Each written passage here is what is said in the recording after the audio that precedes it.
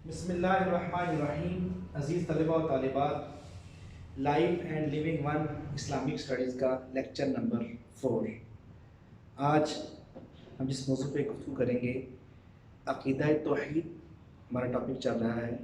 اس کی جو چیزیں رہ گئی ہیں، اسلام کا تصور خدا اور توحید کے انسانی زندگی پہ، انفرادی زندگی پہ کیا اثرات ہوتے ہیں اور اجتماعی زندگی پہ کیا اثرات جو ہیں وہ مرتب ہوتے ہیں. آج ان 3 ٹاپک پہ ہم گفتگو کریں گے. سب سے پہلے اسلام کا تصور خدا. عزیز طلباء و طالبات، مختلف مذاہب کے ماننے والے مختلف اقوام نے اپنے فالوورز کو، اپنے ماننے والوں کو، اپنے چاہنے والوں کو اپنی توحید کے جو ہے وہ اپنے خدا کا تصور جو ہے وہ مختلف انداز میں پیش کیا. انہوں نے جو بھی تصور پیش کیا، اس مذہب کے ماننے والوں کی زندگی پہ اس کے گہرے اثرات مرتب ہوئے. اسلام نے اپنے فالوورز کو، اپنے ماننے والوں کو، اپنے پیروکار کو جو ہیں ان کو کیا اس کا تصور پیش کیا ہے. آئیے ہم اس پہ بات کرتے ہیں.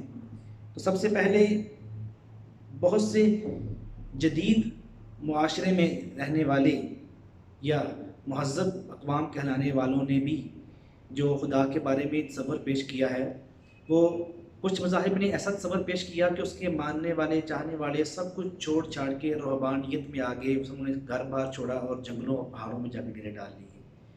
کچھ مذاہب نے اپنے ماننے والوں کو خدا کا تصور ایسا پیش کیا کہ وہ سب کچھ چھوڑ چھاڑ کے موج مستی میں لگ گئے، کھیل کود میں لگ گئے، میوزک میں لگ گئے، ناچ گانے میں لگ گئے.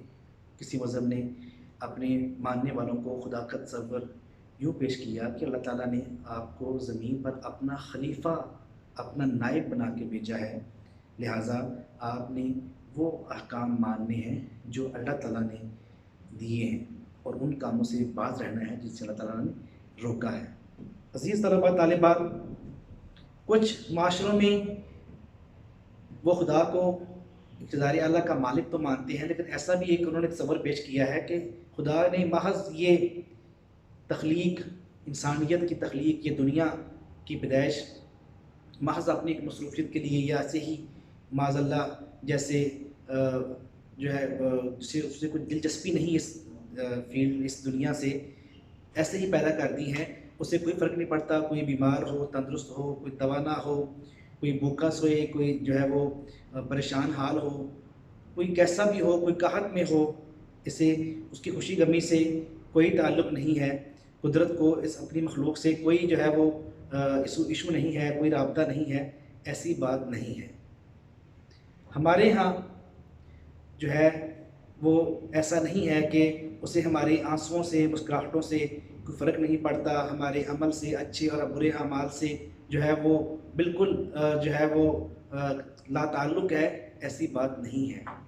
خدا کے بارے میں یہ تصورات انسان کی ناسمجھی کو ظاہر کرتے ہیں. قرآن ہمیں بتاتا ہے کہ اللہ تعالیٰ نے پوری مخلوق اور بالخصوص انسان، جس کو افضل المخلوقات جو ہے وہ بنا کے بھیجا، لقد خلقنا الانسان فی احسن تقویم کا جسے جو ہے وہ تاج سجا کے جو ہے وہ پیدا کیا. انسانی زندگی کی فلاح و بہبود سے اللہ تعالیٰ کو براہ راست دلچسپی ہے.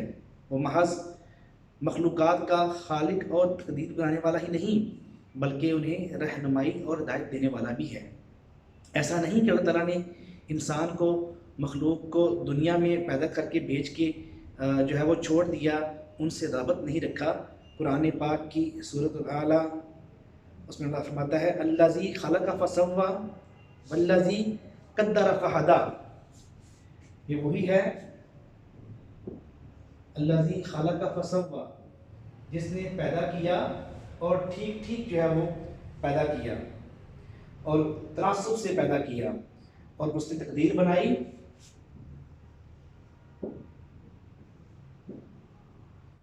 الذی قدر فہدی، اس نے تقدیر بنائی اور پھر ہدایت کی راہ بھی دکھلائی.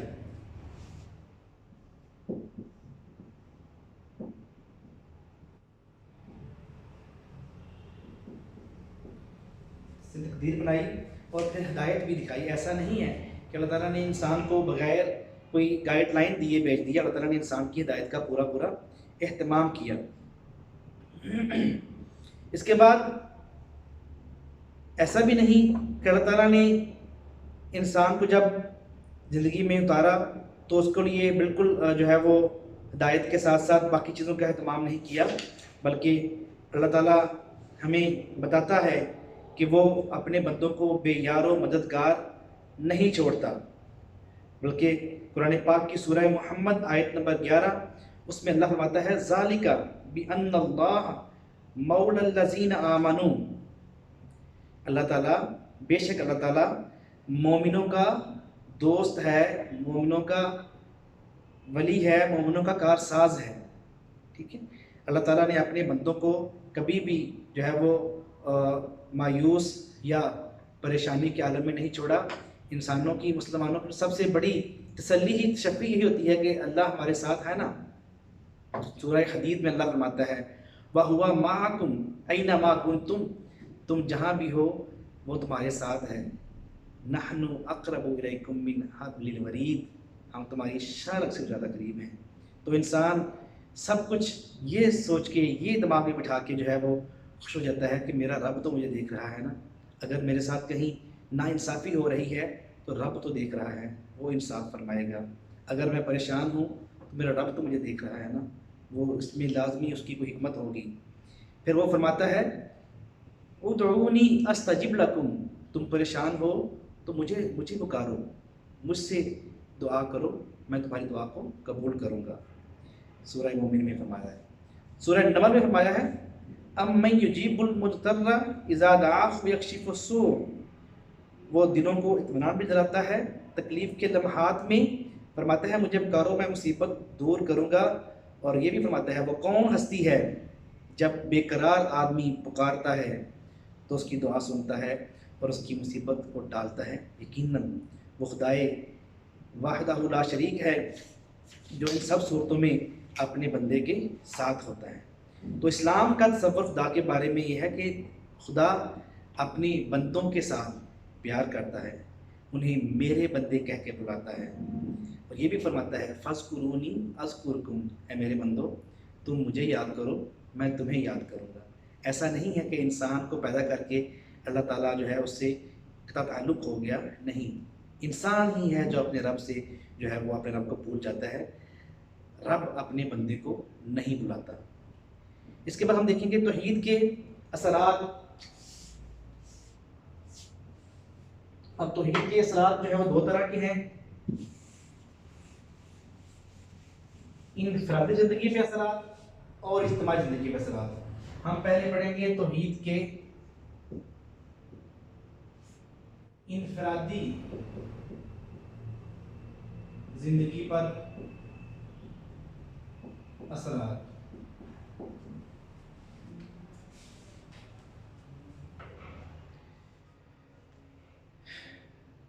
عزیز طلباء کرام، سب سے پہلی بات، یہ عقیدہ رکھنے والا خوددار ہوگا، عقیدہ توحید رکھنے والا جو ہے وہ خوددار ہوگا، عزت نفس کے ساتھ جو ہے زندگی گزارے گا، اور اس کے ساتھ ساتھ وہ عاجز اور منکسر، اس میں عاجز و انکساری بھی ہوگی۔ کیوں؟ وہ غرور و تکبر نہیں کرے گا، کیوں کہ وہ جانتا ہے کہ تکبر ہمیں زیب نہیں دیتا، سب کچھ تو میرے مالک کا ہے، میرے پاس اپنا ایسا کیا ہے جس میں میں تکبر کروں، جس پہ میں جو ہے وہ اکڑاؤں، ٹھیک ہے۔ تو عقیدہ توحید کے ماننے والا متکبر نہیں ہوگا، غرور نہیں کرے گا، بلکہ عاجز اور منکسر ہوگا، ٹھیک ہے۔ دوسری بات، یہ عقیدہ رکھنے والا کبھی تنگ نظر نہیں ہوگا، کیوں کہ وہ ایسے خدا کو مانتا ہے جو زمین و آسمان کا خالق ہے، مشرق و مغرب کا خالق اور مالک ہے، تمام جہانوں کا پالنے والا ہے، لہٰذا اس کی ہمدردی، محبت اور خدمت کسی دائرے کی پابند نہیں رہتی، لہٰذا ہم خدا کے ماننے والے تنگ نظر نہیں ہوتے، ہم ذات پات اور شہر، علاقائی تعصب، زبان، لسانی تعصب ہمارے اندر نہیں ہوتا یا نہیں ہونا چاہیے۔ کیوں؟ ہم اس خدا کے پالنے والے ہیں جس نے اتنی زبانوں بولنے والوں کو پیدا کیا ہے، وہ سب ہمارے مسلمان بھائی ہیں، تو ہم کیوں صرف زبان کے فرق سے جو ہے ہمارا تعصب آ جائے۔ تنگ نظری نہیں ہونی چاہیے، نہیں ہوتی توحید کے ماننے والوں میں۔ اس توحید عقیدے کا ماننے والا سمجھتا ہے کہ نفس کی پاکیزگی نیک عمل کے سوا اس کے لیے کامیابی کا کوئی اور راستہ نہیں، اور یہ عقیدہ رکھنے والا کبھی بھی کسی حال میں بھی مایوس اور کم ہمتی کا شکار نہیں ہوتا۔ کیوں؟ کہ وہ جانتا ہے کہ میرے رب نے مجھے فرمایا ہے کہ رب کی رحمت سے مایوس نہیں ہونا، لا تقنطوا من رحمت اللہ۔ اللہ پہ ایمان رکھنے والا کبھی بھی مایوس نہیں ہوتا، جو ہے وہ ایسی مصیبتیں اسے کیسی ہی کیوں نہ گھیر لیں تو ایسی حالت میں وہ خودکشی کرنے جیسے حرام فعل کا ارتکاب نہیں کرتا۔ کیوں؟ اسے پتہ ہے میرا رب نہیں مجھے منع کیا گیا ہے، میرے بس میں صرف کوشش کرنا لکھا ہے، میں کوشش کروں گا، مجھے پھل وہ ذات دے گی اس کا انشاءاللہ۔ عقیدہ توحید کا ماننے والا قناعت پہ راضی ہو جاتا ہے، تھوڑی چیز پہ راضی ہو جاتا ہے، اور ہرس، ہوس، حسد جیسے معاملات، برے کبھی ہرگٹیا جذبات اس کے دل سے وہ نہیں ہوتے، اس میں دل میں نکل جاتے ہیں اس کے دل سے۔ کیوں؟ وہ جانتا ہے رزق تو اللہ کی ذات نے دینا ہے، تو کیوں نہ میں بھی کوشش کروں اور رب سے دعا مانگوں کہ وہ رزق دے۔ لہٰذا یہ عقیدہ انسان میں عزم و حوصلہ اور صبر اور توکل پیدا کرتا ہے۔ صبر اور توکل کے معنی یہ ہرگز نہیں ہے کہ مومن سب کچھ چھوڑ چھاڑ کے ہاتھ پاؤں جو ہے وہ باندھ کے بیٹھ جائے، بلکہ کوشش کرے، ٹھیک ہے۔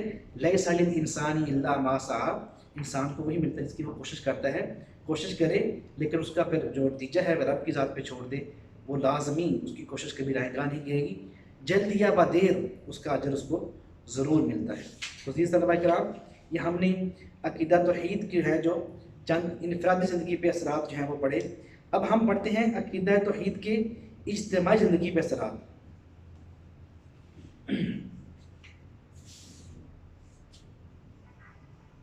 عقیدہ توحید کے اجتماعی زندگی پر اثرات۔ جی، عقیدہ توحید کے ماننے والے جو ہے ان کی اجتماعی زندگی پہ بھی بہت زیادہ اس کے اثرات ہوتے ہیں۔ کیسے؟ کہ وہ مساوات پہ قائم رہتے ہیں، عدل پہ بھروسہ کرنے والے ہوتے ہیں، عدل کرنے والے ہوتے ہیں، صحیح مساوات اور ایک خدا، وحدت آدم یعنی کہ اولاد آدم ہونے کے سیے سے تمام سنوں کے لیے برابری کا تصور کے بغیر ناممکن ہے۔ لہٰذا اس وقت اقوام عالم میں جتنی بھی افراتفری ہے اس کی